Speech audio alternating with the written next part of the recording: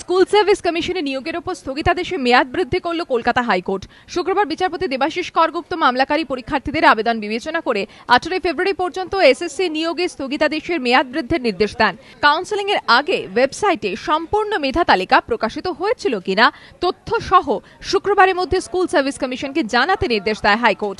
নির্দেশ মতো শুক্রবার হাইকোর্টে নথি পেশ করে সরকার। অ্যাডভোকেট জেনারেল বিমল চট্টোপাধ্যায় বলেন, প্রথম পর্যায়ের কাউন্সেলিং এর আগে গত বছর 25 সেপ্টেম্বর ওয়েবসাইটে মেধা তালিকা প্রকাশ করে এসএসসি।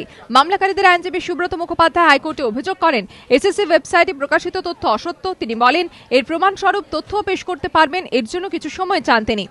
তথ্য গোপন করেছেন স্কুল সার্ভিস কমিশন এবং আমাদের কারুর অধিকার নেই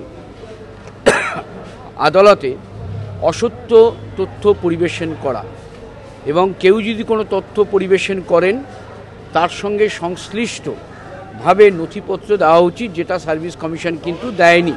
জজ সাহেব আমার আবেদনে সাড়া দিয়েছেন, মেয়াদ বৃদ্ধি করে মঙ্গলবার অবধি, আগামী মঙ্গলবার অবধি, সোমবার দিন মামলার চূড়ান্ত রায়, চূড়ান্ত বলবো না, যে ইনজাংশন অন্তর্বর্তীকালীন আদেশ থাকবে কি থাকবে না, সেই সিদ্ধান্ত আদালত জানাবেন।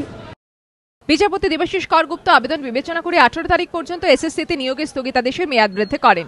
এসএসসি নিয়োগে বিএড প্রার্থীদের সুযোগ না দিয়ে বিএড না করা প্রার্থীদের সুযোগ দেওয়া হয়েছে। এই অভিযোগ জানিয়ে হাইকোর্টে দ্বারস্থ হন বেশ কয়েকজন পরীক্ষার্থী। সেই মামলায় গত 27 জানুয়ারি এসএসসি নিয়োগে 14 ফেব্রুয়ারি পর্যন্ত স্থগিতাদেশ দেয় আদালত।